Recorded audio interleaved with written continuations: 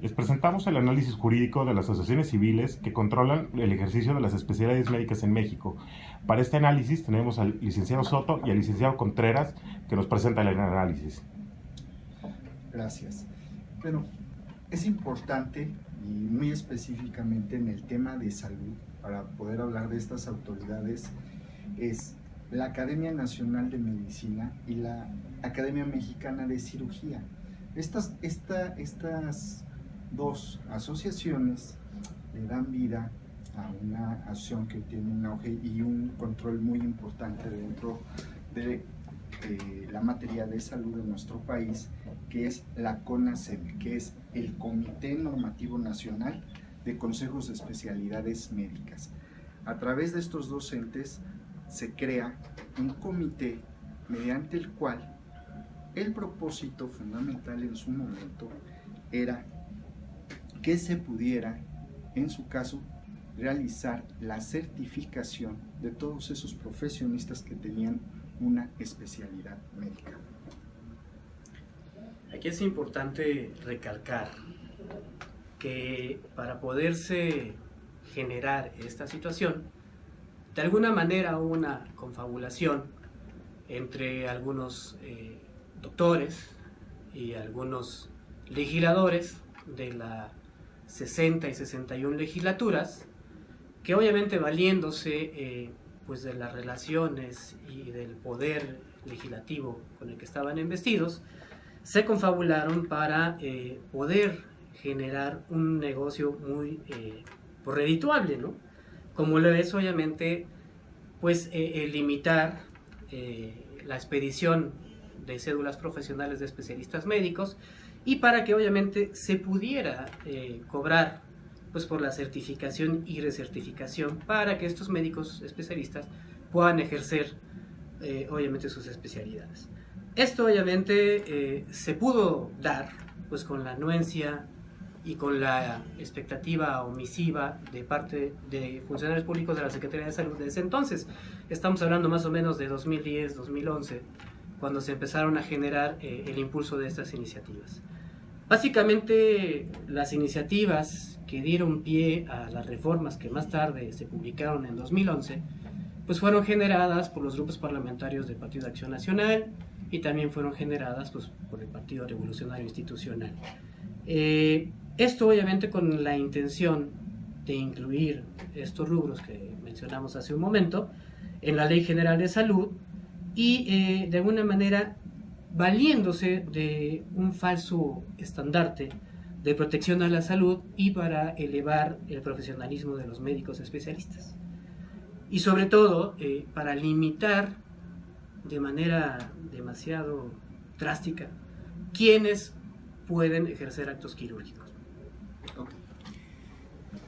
De lo que acaba de decir el abogado, eso hoy lo vemos reflejado y nos genera un gran problema porque pues, hoy ya se encuentra reformado y en la Ley General de Salud, en sus artículos 79, 81, 83, 271, 272 bis, 272 bis 1 y 272 bis 2 y bis 3, ¿sí?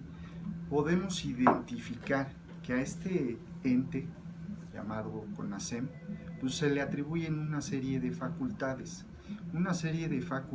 que, como una asociación civil, efectivamente realiza actos de autoridad, y hoy en día esos actos de autoridad pues no se encuentran adecuadamente regulados y eso genera un grave problema. ¿Por qué? Porque es una autoridad que en términos jurídicos no sabemos si emana de un auxiliar como es la Secretaría de Salud o la Secretaría de Educación Pública, pero que tiene un gran impacto y que hoy estas dos secretarías pues prácticamente parece que están a merced de lo que les pueda establecer un comité auxiliar que, como repito, es una asociación civil. Cabe recalcar que esta situación de atribuciones excesivas hacia CONASEM, que cuando le conviene es un órgano auxiliar y cuando no es una asociación civil simplemente, ha generado obviamente las inquietudes de legisladores integrantes de las actuales legislaturas del Congreso de la Unión, tanto en Cámara de Diputados como en el Senado. Es decir, que se han presentado, si no mal recuerdo, más de 8 iniciativas y como unos 10 o 12 puntos de acuerdo que tienen que ver precisamente con evitar que se siga generando una monopolización o actos monopólicos relacionados con el ejercicio de las especialidades médicas en México. A este respecto, diversos legisladores han plasmado sus inquietudes a través de iniciativas de ley, como ya lo mencionamos, y proposiciones, para obviamente incluso incluir un poquito de esa revisión y escrutinio público que debe de observar CONASEM al ejercer sus atribuciones, así como sus 47 consejos. Hay que también hacer enfático la manipulación y obstaculización que han generado estas asociaciones civiles, valiéndose de relaciones que tienen con algunos otros legisladores y con autoridades de la Secretaría de Salud, pues para que estas iniciativas no puedan de alguna manera ser dictaminadas y aprobadas por, obviamente, los plenos correspondientes del Congreso General, y con esto evitar que se puedan dar cambios que puedan beneficiar y mejorar los procesos por los cuales los médicos especialistas tienen que ser sujetos de una certificación y recertificación.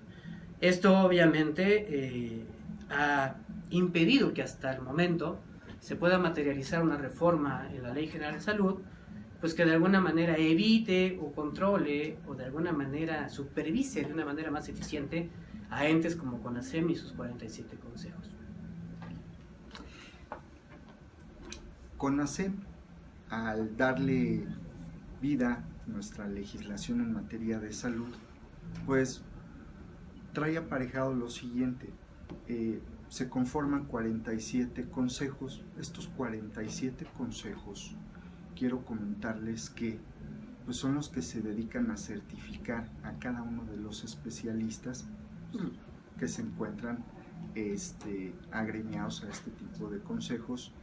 Y hoy en día, pues, aproximadamente estamos hablando de que, pues, en lapso, si estuviéramos comentando que existieran certificaciones cada 5 años, pues estamos hablando que tienen un ingreso alrededor de 376 millones de pesos, nada más estas asociaciones civiles formadas por los consejos y formadas por este comité. ¿A efecto de qué? ¿Sí? ¿Dónde pueden parar esos recursos? Esos recursos se quedan entre el comité y el propio consejo. Luego entonces, pues no reciben ningún tipo de beneficio la Secretaría de Salud y los planes que pueda tener esto, ni la misma Secretaría de Educación. Pero el que sí se ve afectado en estos temas considerablemente en la parte económica, pues es el profesionista, y aparte en los tiempos, porque déjenme decirle que lejos de ser un órgano ágil, el comité pues resulta ser un ente que lo que hace es retrasarles y les llega hasta impedir el libre ejercicio de su profesión, al que no poderles otorgar en un tiempo adecuado e idóneo, ¿sí?, el aval para que a través de la Secretaría de Educación puedan ellos obtener su cédula. Consideramos que esto no debe de suceder y por eso tendría que regresar todo este tipo de facultades pues al Estado mexicano a través de las secretarías correspondientes. Este es un aspecto muy importante, el que no cualquiera puede ejercer atribuciones que son propiamente, que deben de ejercerse por parte del Estado, o en este caso del gobierno, ya que esto genera pues algún tipo incluso hasta de subjetividades al momento de emitir las certificaciones e incluso el aval para que un profesional médico pueda obtener su cédula de especialidad médica. Esta situación no debe de ser tolerada por la nueva administración. Es por ello que hacemos un llamado al presidente electo, el licenciado Andrés Manuel López Obrador, a efecto de que tome muy en cuenta estas necesidades y estas inquietudes y estas irregularidades generadas por la aplicación de malas reformas a la Ley General de Salud, que de alguna manera han beneficiado o benefician solo a un grupo y que también limitan la accesibilidad que debe tener la población a especialidades médicas que tienen que ver también con cuestiones de longevidad o con cuestiones que de alguna manera les beneficiarían en su aspecto estético. Esta situación debe de ser retomada, obviamente, por instituciones del Estado y no por asociaciones civiles que de alguna manera se han conducido con opacidad y de manera muy oscura ante el escrutinio público. También hay que recalcar y que no debemos tolerar, o la nueva administración no debe de tolerar y cuidar mucho estos aspectos, de no permitir que personas que de alguna manera ejercen algún tipo de atribuciones, pues ocupen puestos públicos en otras instituciones que también pertenecen al Estado. ¿A qué me estoy refiriendo? Me estoy refiriendo, en el caso bien concreto, al titular de la Junta Directiva de CONASEM, el doctor Onofre Muñoz, que aparte de ser titular de CONASEM y obviamente tener predominio sobre los 47 consejos actuales, también es presidente o comisionado general de lo que sería la CONAMED. ¿Esto qué implica? Pues que de alguna manera es juez y parte. ¿Por qué? Porque por un lado representaría la alta profesionalización de los especialistas médicos y por otro lado de alguna manera da cabida o tendría que articular las quejas en contra de médicos. Y obviamente es una cuestión importante que por los dos lados cobra. Más aparte, no sé qué otros negocios pueda tener el señor, ¿no? Esta situación no debe de permitirse. Si lo que de alguna manera, como lo comentábamos hace un momento, debemos de ir saneando y evitando actos corruptivos, de alguna manera necesitamos que estos ingresos que se llevan a asociaciones civiles puedan ser canalizados a necesidades cotidianas del sector salud, como es que pudieran estos 370 millones pues ser bastante benéficos para impulsar y para colmar pues, la ausencia de medicamentos con los que actualmente el ciudadano de pie se topa al ir a un centro de salud.